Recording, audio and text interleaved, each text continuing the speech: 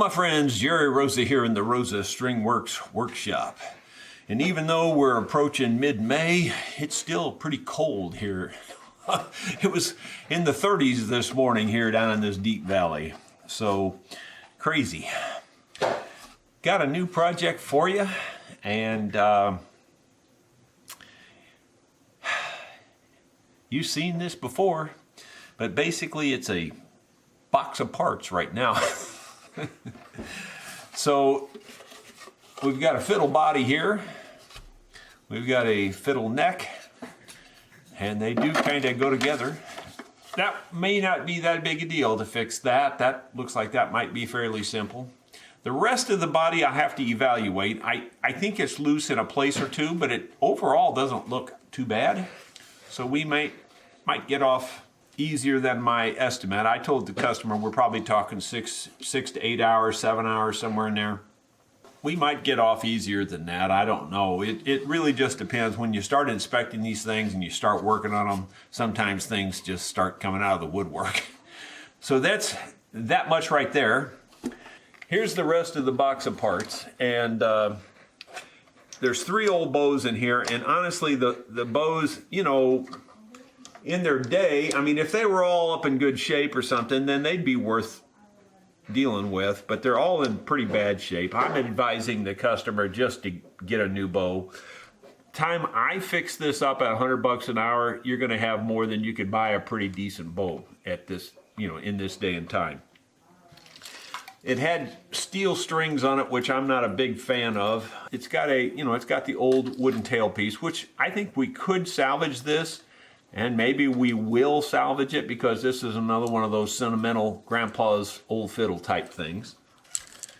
And we've got the tuning pegs up here, and we may or may not be able to salvage those too. I'm not sure yet until we see how they fit.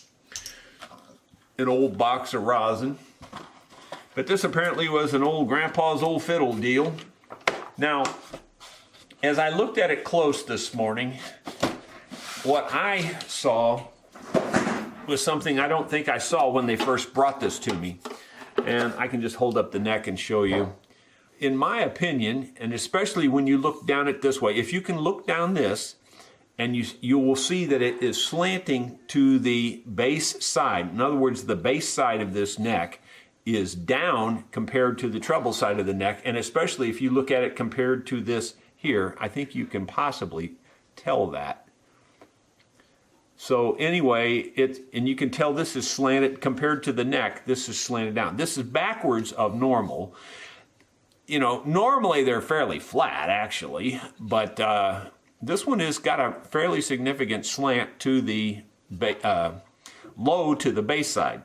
Now, that's typically backwards of the way the bridges are cut. So this makes me wonder if this wasn't set up for a left-handed player. The nut is also higher on the treble side than it is on the bass side. So that makes me think this may have been set up for a left-handed player. I asked her, I said, do you want me to set this up left-handed because it kind of looks like it is left-handed, or do you want me to set it up right-handed? And so we've decided we're going to go right-handed. I'm not sure what I'm going to do about that, if I'm just going to leave it that way. It would take quite a bit to change it. It actually has, now that I look at it, I can see what the problem is. They've shimmed it. They literally have shimmed it on that side. I didn't notice the shim before. You can see the shim under there. And that's on the treble side to lift the treble side up. And I'm not sure why they did that. Maybe I'll just take that shim out and put it back down, set it up right, you know, because it just doesn't, something about this whole thing just doesn't ring right for me. And it's got, you know, all kinds of creep and crud all over this, so we're going to clean all that up. It does appear to be an ebony fingerboard, and you know, a nice, fine, detailed ebony one. It's not a big old clunky thing that somebody just stuck on there. So this is probably the original fingerboard. Overall, the fiddle's made pretty well. It's got some pretty good wood in it. You can see that's not, you know, just cheap junk. It's a pretty decently made fiddle. It is a copy, of course, of a Stradivari, and it says Cremone Stradivarius inside, and then in the very fine detail print, which you really, at least at my age at this point in time, need a magnifying glass to see, says made in Germany in there. So obviously made in Germany, obviously it's not a Stradivarius. But they're all, 99.9% of every fiddle you see is a copy anyway, so there you go. That part's not too hard to figure out. The finish has got lots of issues, and you probably can't see it like I see it here. This actually looks kind of silvery here and flaky looking from the angles I've got to the light, but it doesn't look that way on camera to me. But anyway, it looks weird. It really looks like it's just about to flake off, and it's kind of silvery looking.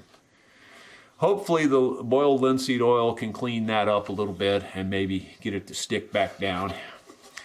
So I'm hoping we can do just minimum work on this, you know, mostly on the neck and the fingerboard, and the rest of it hopefully is just minimal cleanup.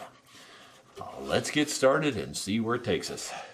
After looking the fiddle over, I think what I'm going to do first is clean up this neck joint area.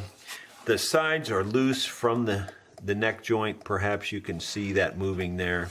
Same way on this side, but not as bad, or at least not as open. But there's also some crud in here, so we're going to clean all of that out. Let's do that first. I see an issue here. There's a big lump of wood right here, and it did not come from this neck, so there's a chance that there was a different neck or something on here at one time. Although honestly, that almost looks like a shim, and the reason it does is because it's made out of a soft wood. That's not a hard wood. So I'm just going to take it out of here for right now. It came out fairly easy, or actually maybe it was part of this neck block and someone had put it back in there. I'm not sure, but either way it was kind of loose, so I may put it back, but if I do put it back, I'll put it back better so that it's not sticking up like it was. Whichever way, not sure where this is going to take us yet. Just have to get this cleaned up, get all the old glue off of here.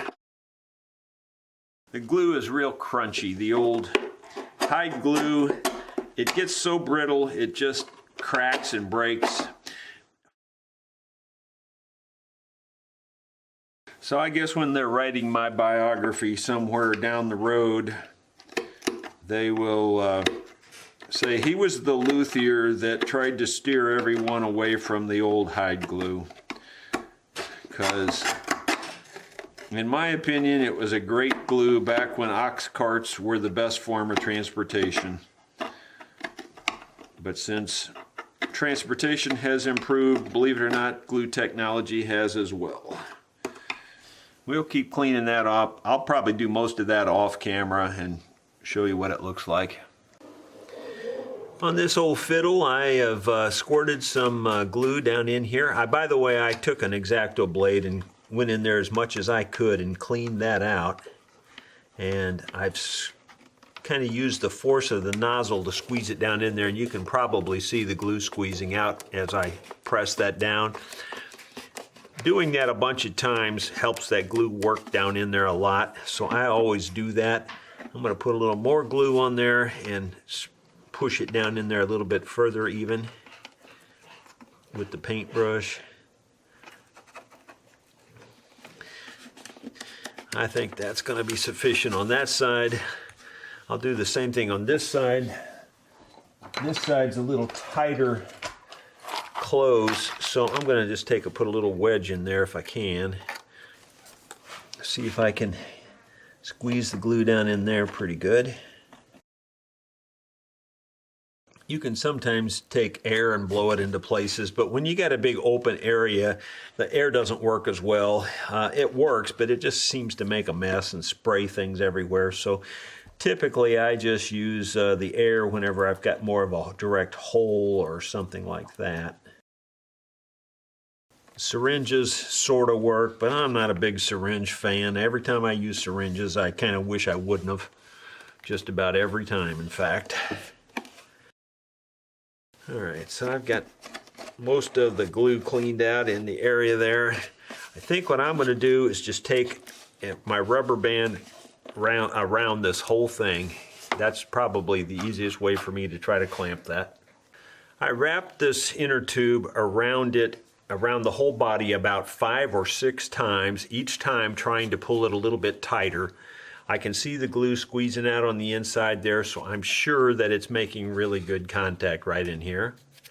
Then I brought it back up over here, wrapped it around here 4 or 5 times in order to lock it down, and now I can lay it there and it will hold itself. So that's how I do awkward glue ups. Well, for you, my friends, I'm sure it's only been a mere few seconds. For me, it's been many days since I was able to get back to this grandpa's old fiddle. I decided to go ahead and take this wedge out because it's wedged as if he was a left-handed player. I talked to the family and they said they don't think he was left-handed. And it's just a really awkward way to set a fiddle up for a right-handed player. It's actually wedged pretty much. Maybe you can see it there if you can look at the end of the fingerboard, this side is higher than this side. So typically this would be lower, if anything. So I'm just going to take the wedge out and try to set it up more accurately. And I'm just using this mainly because Caleb's using the one I made at the moment. He's working on a bigger project. And this is sufficient for this little project here. And it's heating it up fairly well. This doesn't get as hot as I prefer to melt the glue, but it's hot enough that it's making a difference. Just takes a little bit longer perhaps, although it's working, it's coming. You can see it moving there. Just heat it up a little bit more and it should go to the rest of the way here, I think. I'm rocking it here because the fingerboard is obviously curved. I'm trying to transfer the heat through it. It's probably fine. It's probably ready to come off of there now, I would think. There it is, yep. And you can feel it. It's pretty warm. It's not hot, but it's pretty warm. The wedge is still on there, actually. So the wedge didn't come off. I was between the wedge and the fingerboard. That's still glued down pretty tight. Nope, it popped off. Okay, so there you have it. I'll decide what my next step is and I'll show you what that is. Okay, the wedge is on here still and it's a softwood wedge. It looks to be, if I was guessing, I'd say it was redwood. In fact, I'm almost sure it is redwood. Just because the grain is so tight and it's got that, I'm being colorblind, I can't say for sure what color it is, but it's got the look of redwood to me. It also carves about like redwood does. I have the toothed blade on here, which I thought it would be easier just to carve this off than it would be to try to peel it off with heat. In fact, pretty sure it's definitely faster. And the other thing is I can control this and get the fingerboard just like I want it. And this tooth blade will also leave some tiny grooves in there, which will be good for the glue bond. I really have been trying to figure out why they would have put the wedge on there. Especially the way they did, because it goes from thick over here to nothing on this side. And I really can't imagine why they did that unless he was left-handed. And they had it strung left-handed or something. It's coming off pretty cleanly. I probably have to use a scraper on it to smooth it out a little bit. Just about got it off.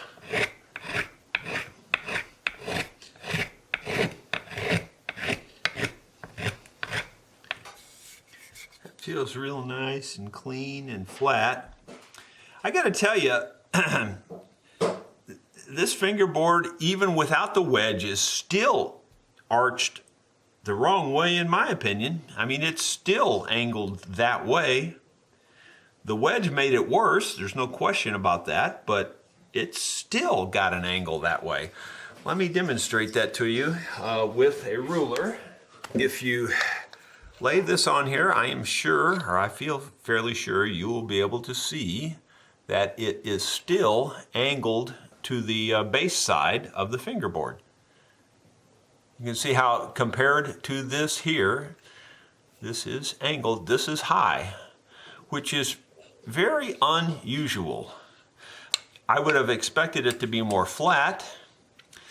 It looks to me like he purposely cut this side down and wedged it up even higher for some reason.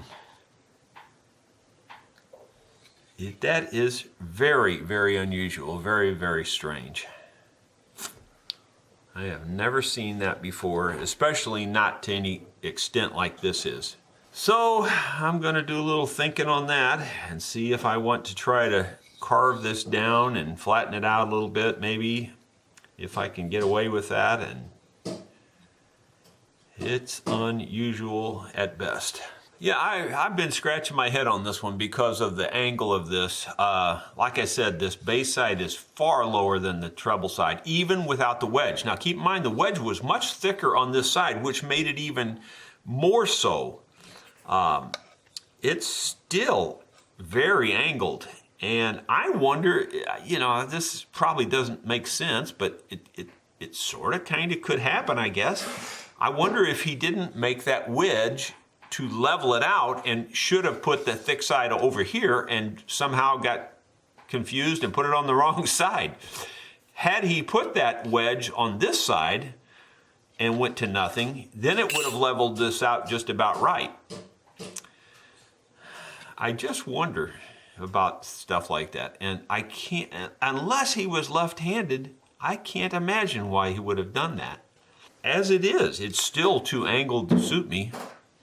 It really is very angled, and I don't know what to do about that other than to change it. I'm confused.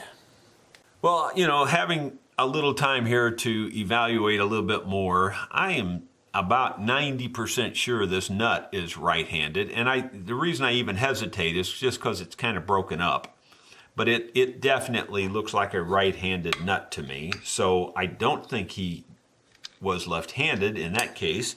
And then Caleb pointed out, well, the chin rest is on for our right-handed player, so, you know, it makes sense that he was a right-handed player, but why this thing seems to be so left-handed set up is really difficult to explain, unless he had some sort of a disability that made him have to play that way. And that's always a possibility, I guess. But even the fingerboard, it's very, very, very subtle, but even the fingerboard appears to be slightly set up to be left-handed.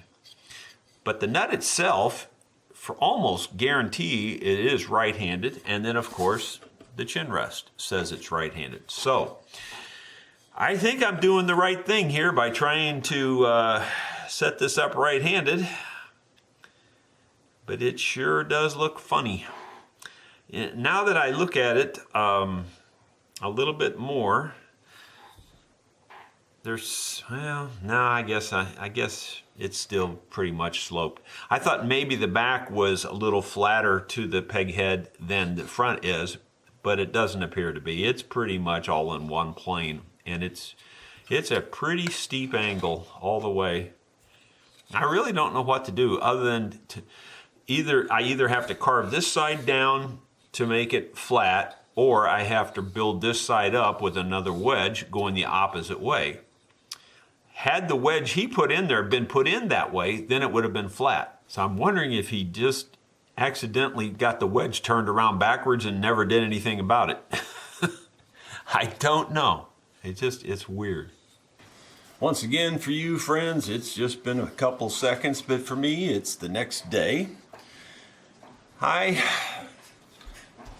was looking at this all as a single unit, you know, just looking at the neck and everything and how crooked it is. Then it dawned on me I really need to put it in the body to see how it relates to the body. Well, with that wedge off of there, when I put it in the body, it's pretty much flat to the body, which is what you typically see.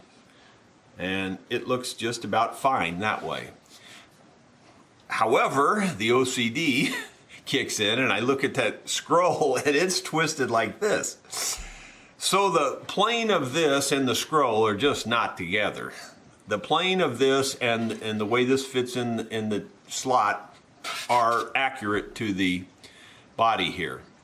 What's weird to me is that the scroll leans this way. If someone were trying to make that look better, they wouldn't have wedged it the way they wedged it. They would have wedged it the opposite way. So I still don't know. I kind of think they thought that the neck was leaning a lot this way and they were trying to bring it up level. And if I'm being 100% honest here, it is probably leaning slightly that way, but not as bad as the peg head is. The peg head's leaning that way a lot. So I think it was an optical illusion they were trying to fix. That's my best guess. I really don't know. Anyway, I think the way I see it now that I ought to leave it just like it is. I don't want to, you know, put a new neck on it because that wouldn't be true to Grandpa's old fiddle. I want to set it up as well as I can set it up. And it looks like it's going to set up pretty fine this way. That's actually, the neck angle right now is a little bit high. I can tell that's more than 7/8 of an inch. So it looks like I'm going to be able to work with it the way it is. I just need to get this neck angle adjusted to where I want it to be. Before I do that though and put the neck back on it, I think I'm going to just do a little bit of body cleanup on this. It's not too bad. It's got a number of scars. I'm going to make sure that it's glued up tight everywhere, and we're just going to more or less do a little general cleanup. So we'll do that first. I took some amber shellac, put it in there, and dropped in a drop or two of brown leather dye. It's actually dark brown leather dye. I'm going to try to touch up a lot of these spots, like in this area here. You can see that it's quite different. I kind of think this will blend in fairly well. I don't think it'll be as dark as what's there. It's easier to go darker than it is to go lighter. So I'm just using this first one as kind of a fill coat because the finish is chipped off. And I'm just trying to fill directly in between the chip here. And even if it's not dark enough, you know, it will lessen the look of it, I think. It won't be so light colored there in those spots. Make it look a little better. And right now it is lighter, definitely.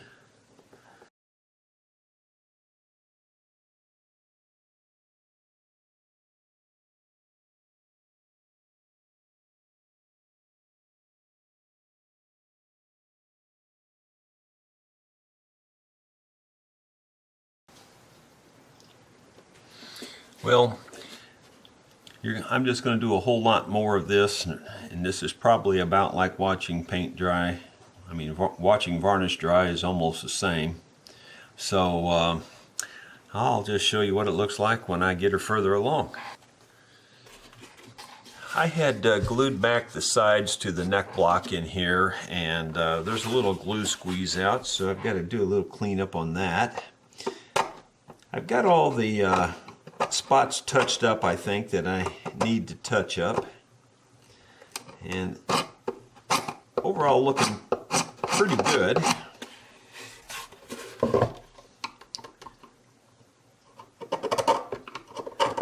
You know, on a thing like this, I don't try to make it perfect. At least that's not my goal.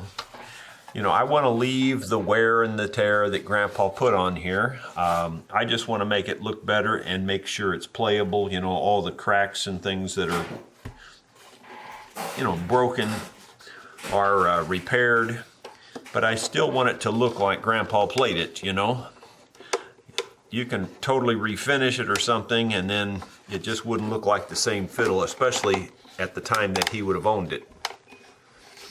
And when I'm pressing this down in here, it's not going all the way to the bottom. Perhaps you can see there's a gap right there. So I'm trying to figure out why that is. And I may have to go to my carbon paper. It looks like it's right down at the very, very bottom edge. That's where it looks like it is to me.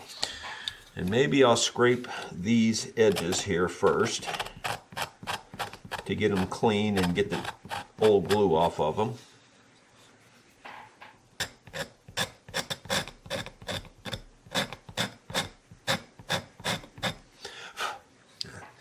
Sometimes just the least little thing like that will make the big difference. And I'm going to clean down here. It looks like maybe there's a little glue down here low. The side that was loose is protruding a little bit more on this side over here to the neck block than it used to be. That's probably where my biggest problem is. So I'm going to cut some of this back a little bit.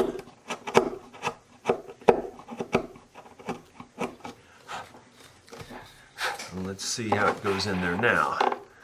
I could probably force it now, but I don't like to force them exactly because you could bust something, because it's like a wedge. You're pushing that down in there and you could bust something apart if you force it too much.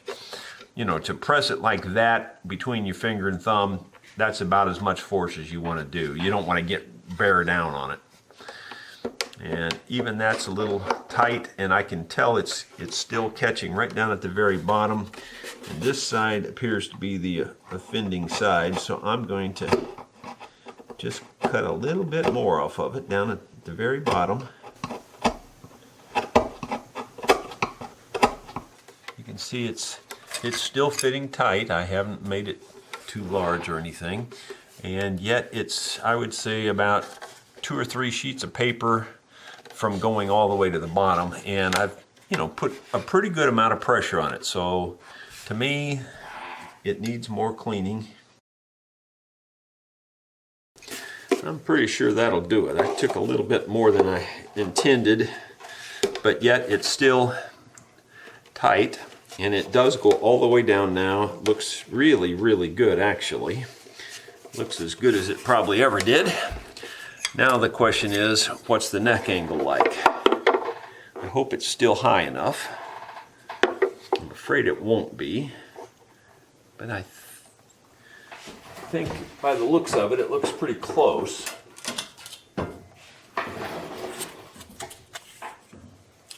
And boy, I'd say it's right on the money. So I'd say you can't hardly do much better than that.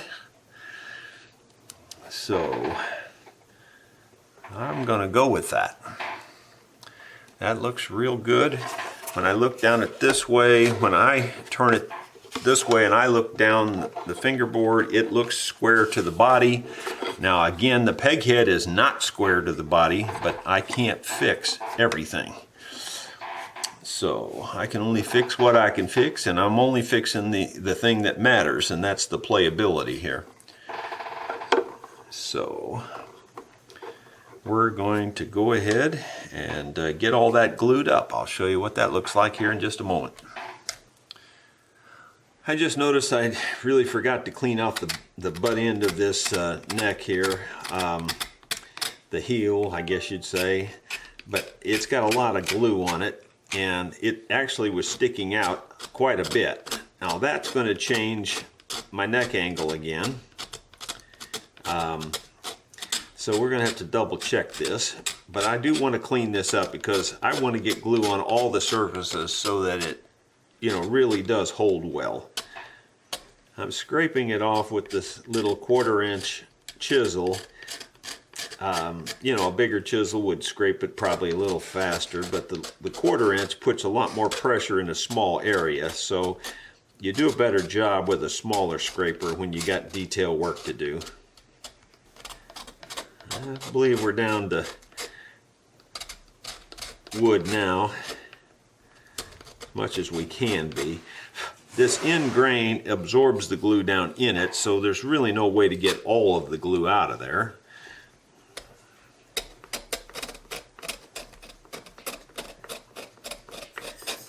See more glue on the very bottom here. I think this probably isn't clean either. The sides and the back here are clean, so that should be okay. Shouldn't change it too much, but I want to double check it before we go any further. All right, the neck is in there kind of locked in place. I want to test it again to see if it's still at my 7/8. Well, and it did actually raise it a little tiny bit, and I knew it would because cleaning out the back of that, but it's still real close to where I want it to be, so I think we're going to be fine. Now, the one thing I noticed, they had a little shim behind it, and now this tab here is going to be a little longer than the neck. And I think I'm just going to put it in there like it is. Not, I don't know. I'm debating on that. I may cut a fine thin shim just to bring it out to this front edge, and then that way everything will be like original. I hate to do that in a way, but in another way that might be the better option rather than carving this away to match the neck angle. But this, I like it because it's up tight, it's in there really well, it fits really good, and I'd almost prefer to just carve that away myself, but I'm going to look at it again here. Hard to, it stays, but just barely, and if you put any pressure on it, it doesn't stay. Double check it one more time.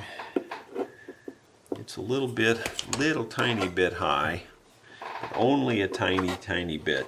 I'm gonna see what I can do about making a wedge, and I'm gonna make the, it'll fit the back of this. It'll fit this back wall, and I'm going to make it really thin at the top and slightly thicker at the bottom, just because that'll bring this down just a hair where it needs to be. And the other thing it will accomplish is bringing this out so that the tab lines up better. So since that's what they had done, that's what I think I better do also.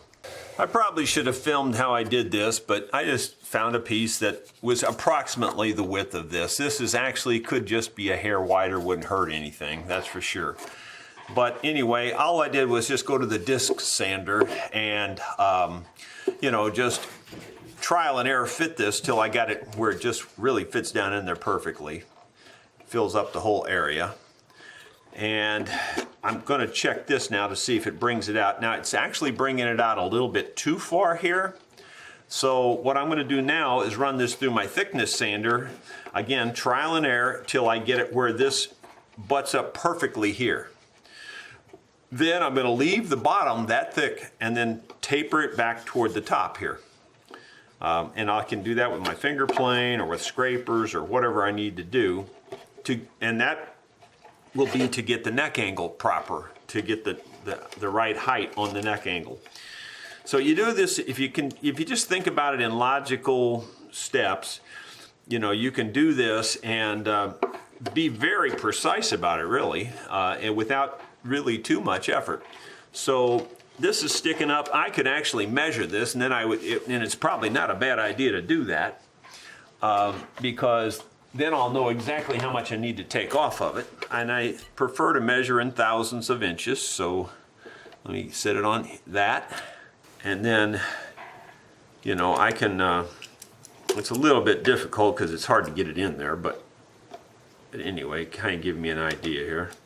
I'm going to say about 30 thousandths. It says 40 thousandths, but I'm going to take about 30 thousandths off there to start with, and we'll see how that goes. So I can measure it, and it says it's at 75 thousandths. So I'll tell you what I'll do is I'll take 25 thousandths off. I'll take it down to 50 thousandths, and we'll check it again. In order to show this to you, I have to do it left-handed, which is awkward for me. But there you can see, I believe, it's right at 50 thousandths.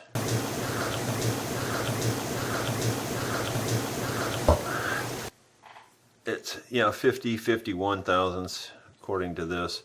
When I do it with my right hand, I can see it's right on 50 thousandths. Okay, so now if we lay that back in there, and we put this piece in there also, then I would say this should be pretty close to a fit. Still probably slightly proud. And the answer is yes, it does feel like it's just very slightly proud, but only by a few thousandths. So, it's hard to say for sure. I think what I'm going to do is, at this point, I think I'm going to go ahead and cut it off to length and start tapering it back. Leave it a little proud there, because as I taper it, who knows how that's going to affect it. We'll work from that presumption that it might change. And I'll just go ahead and cut it off to length. I can still feed it through my thickness sander, even though it's very short. I can use a stick to push it through my thickness sander if necessary. So that's the main reason I left it long, was it's easier to get it through my thickness sander this way. And there's the line to cut it off. I'll just cut that off at the bandsaw. I just wrote the word block on there so that I don't get this flipped around the wrong way. In other words, that goes against the neck block. And just for sanity's sake, I'm going to stick this in here like so. Just check the neck height here at the moment and see where it's at. It's got to be pretty close, I would think. It's really difficult to do because everything wants to move. It's a little tall. It's a little over an inch, and it should be 7/8. So that means that it's too thick at the top. And so what I'll do is take the finger plane and just plane it off more and more, and then just go less as I go that way. I could probably do it with a sander too if I had some way to hold it really well, but it's hard to hold something this small and do a real accurate job. Where with the finger plane, I'm going to go ahead and just use the tooth blade because it'll cut in pretty much any direction. And I'll just start up here and kind of wedge it off. Would have been better to have plain sawed maple for this, or just plain maple rather than this curly maple, because it's a lot harder to carve. It was just the first piece that I came to on the shelf over there. But in hindsight, it would have made sense to make it out of just a plain type of maple, not the figured. It's already starting to look like a wedge. You can probably see this a little bit here in the camera. See how thin that edge is and how thick that edge is. So you can tell that it's going from thick to thin. And if you look along the edge, you can see it to some degree that way too. It's not perfect yet, but once you get used to using these, you can really do a good job with this kind of thing. Some people would probably say, there's no way you could be that accurate, but you'd be surprised. After you get used to using these things, these finger planes can really do wonders on lots of things that would be very difficult to do almost any other way. You could get this done with just a a chisel and probably just a scraper or something, you could get it done. But I prefer to do it faster with the finger plane and then just kind of scrape it smooth.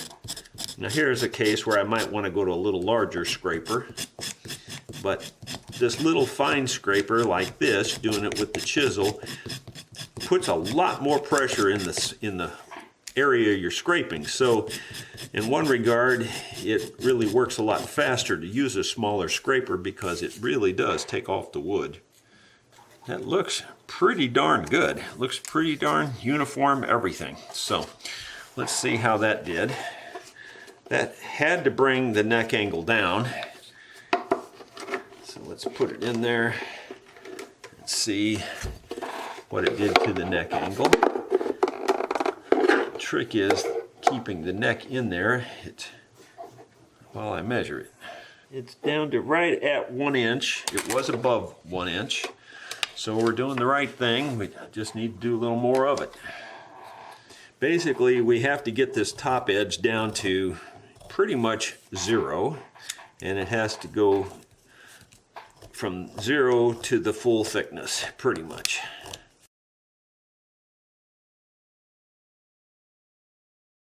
Another thing you learn about this kind of figured wood is that you don't go with the grain and you don't go across the grain too much. You go at a 45. Especially when you're trying to scrape it or something like that, because those other two directions are perpendicular to something, and that perpendicular causes it to grab. You know, if you're going straight across the actual growth lines, well, they'll grab the growth lines. If you're going straight across the curl, well, then it'll grab the curl. But if you go at a 45, then it kind of doesn't grab anything. And although it will still pull up some of the curl, but it's much less pronounced. So, you know, you just kind of learn how to do these things on this curly figured wood. So that's a good tip for you if you're working with figured wood.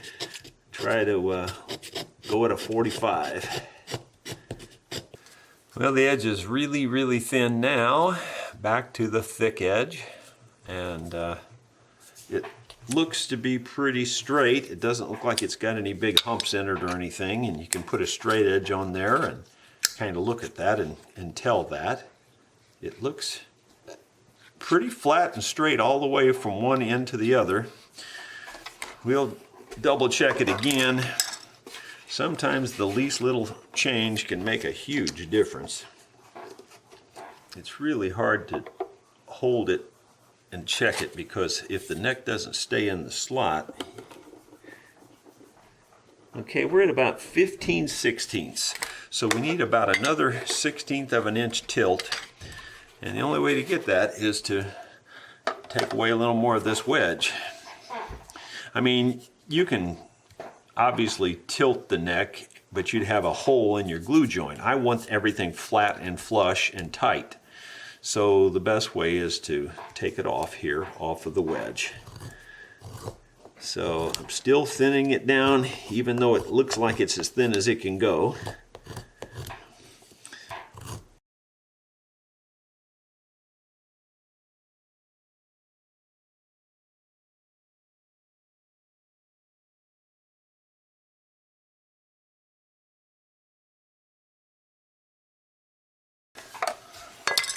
This time maybe the charm. Yeah, it's just about wafer thin there now. I mean, it's really hairline thin. So let's see what it looks like now. If we can keep it there while we test it without anything moving. Oh yeah, right on the money. That looks really good.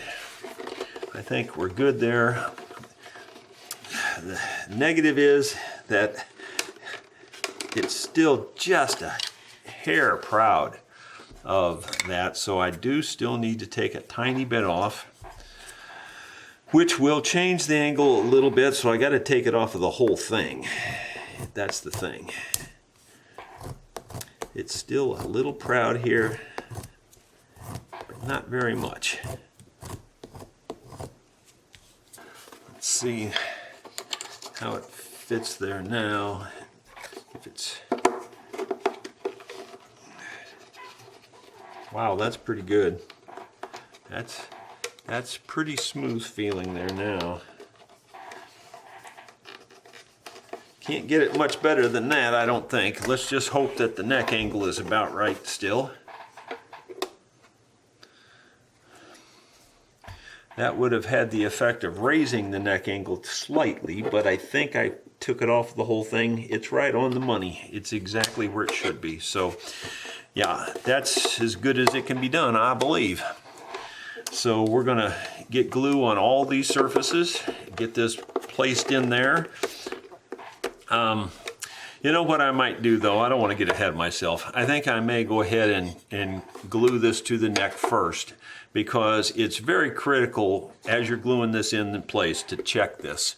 And once I get that glued into place, I can't really alter this much. So I think I will. I think I'll go ahead and glue these together first, and then we'll put this together.